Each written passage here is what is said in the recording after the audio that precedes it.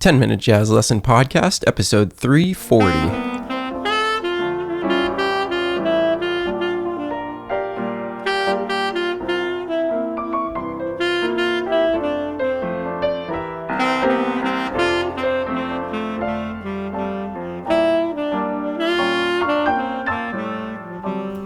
Hey everybody, welcome into episode 340 of the 10-Minute Jazz Lesson Podcast. So happy to have you here. And this week we are continuing our series on the blues. And we're going to be hanging out with Freddie Hubbard this week on the tune Bird-Like with an absolutely amazing couple of choruses of solo. So buckle your seatbelts. This one is a lot more complicated and intense than last week when we studied Jack Teagarden.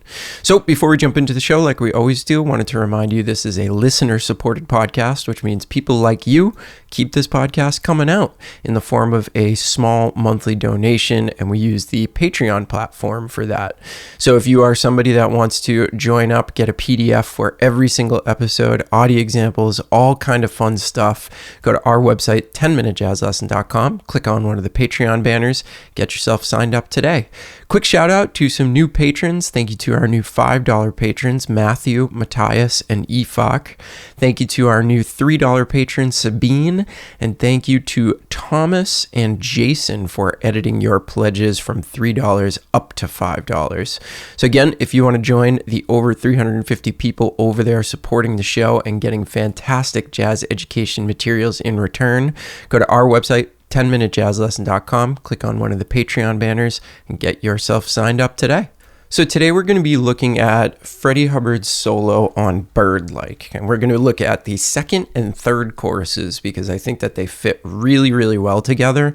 And that second chorus is one of the best melodic statements that I've ever heard in my life. So last week we were looking at Jack Teagarden. That was a recording from 1945. And today we're going to jump ahead to one of the sort of hard bop, post bop masters, Freddie Hubbard, and we're looking at a recording from 1962 on Blue Note. And this is from a record called Ready for Freddie. And I've noticed that a lot of people have been studying this solo online recently. If you're at all up on the online jazz space, Melissa Aldana has been transcribing this solo, and watching her process has been absolutely amazing. She's a tenor saxophone player, and if you've never heard of her, you have to go and check it out.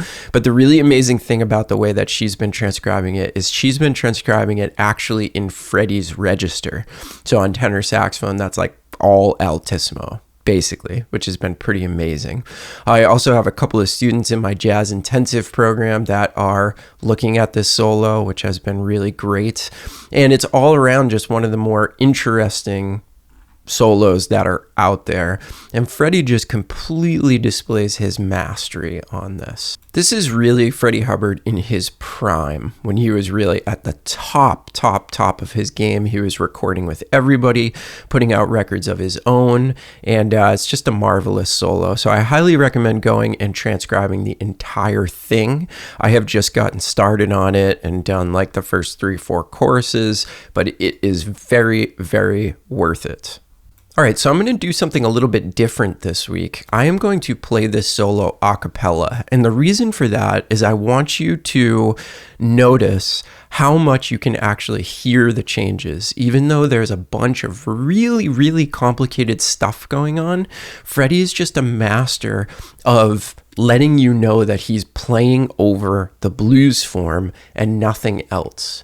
So again, this is the second and third choruses played a cappella with a metronome. Let's hear it first, and then we will talk about it a little bit. And one note before we jump in, since I'm playing tenor saxophone, I am jumping octaves a little bit to accommodate my saxophone.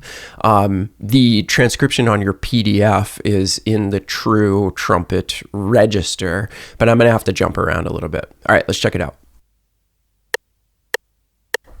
1, 2, 1, 2, 3, 4.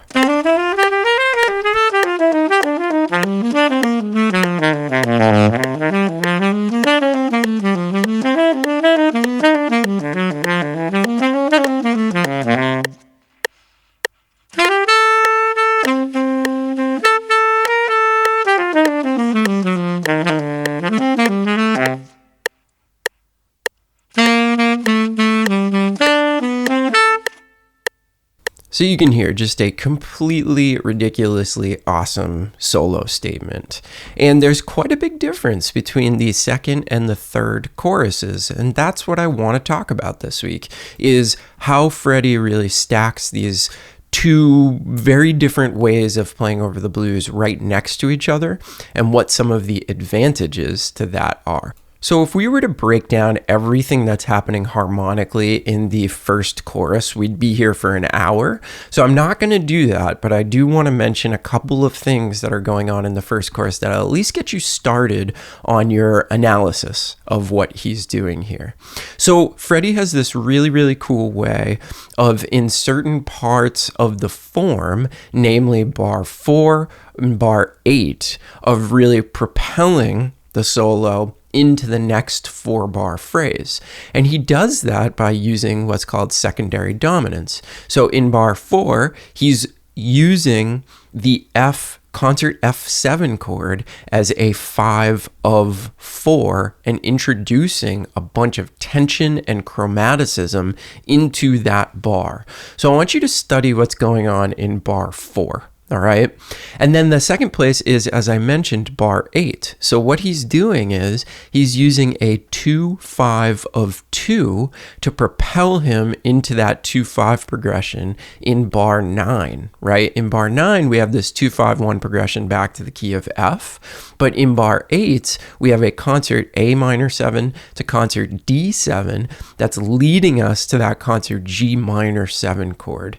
And this is sort of an advanced technique. This is sort of the second level of playing over the blues, where we're introducing some changes that we don't get shown when we first start playing over the blues, and it should be as simple as possible.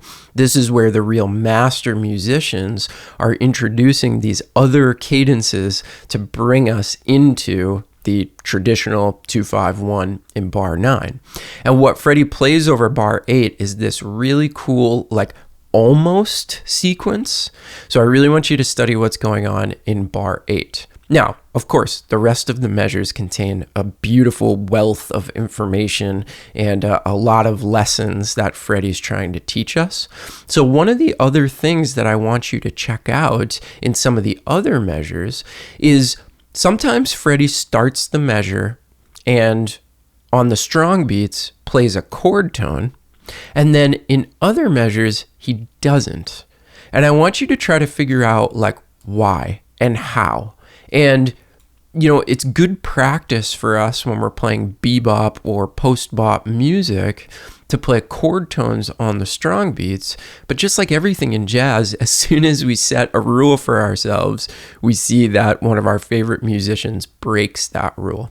So I want you to sort of figure out, like, where he's using chord tones on strong beats 1 and 3 and where he's not. And when he's not doing it, try to figure out why what he's playing still sounds absolutely amazing. And I think that'll keep you busy for quite a while. All right, now the second big thing I want to talk about this week is a little bit more of a meta concept. I want you to look at the difference in texture between the first chorus and the second chorus. So do you notice that the first chorus is basically all running eighth notes? From the first measure all the way to the 11th measure of the chorus, it is eighth notes. Okay, there's a few 16th notes sprinkled in right at the very end there, but it's this big, long, running eighth note line. So first of all, it shows the incredible breath control and support of Freddie Hubbard to be able to play that long without taking a breath. And secondly, it shows his ability to just connect lines from measure to measure, from key center to key center. And it also shows that he was very consciously playing a very dense texture. He wanted to fill every measure with notes. Now, let's contrast that with the second chorus, where there's not as many eighth notes. We see much more of a variety of rhythm rather than just running eighth notes. And we also see some space. And notably, that space happens in bars 7 and 8, which are pretty much completely empty. And then he also leaves a lot of space at the end of the chorus to sort of give your ears a break before he dives into another chorus. And I don't think Freddie was really consciously thinking about this. I think this is one of the things that master musicians do, is they automatically change the texture to give the listener a more compelling experience. Now, if Freddie just played a dozen choruses that were all running eighth notes, it wouldn't be that interesting. But a master musician like Freddie, he understands that that's not the way you should build a melodic statement, is by doing the same thing, chorus and chorus, over and over and over again. So what he's sort of naturally doing is playing something that's very, very dense, and then playing something that has a little bit more space and a little bit more rhythmic variety. And while this is a big lesson that you could work on for years and decades, it is a really, really valuable one that I think we should all start thinking about. Vary the texture of our solos. And I think chorus 1 compared to the second chorus on your PDF demonstrates this absolutely marvelously.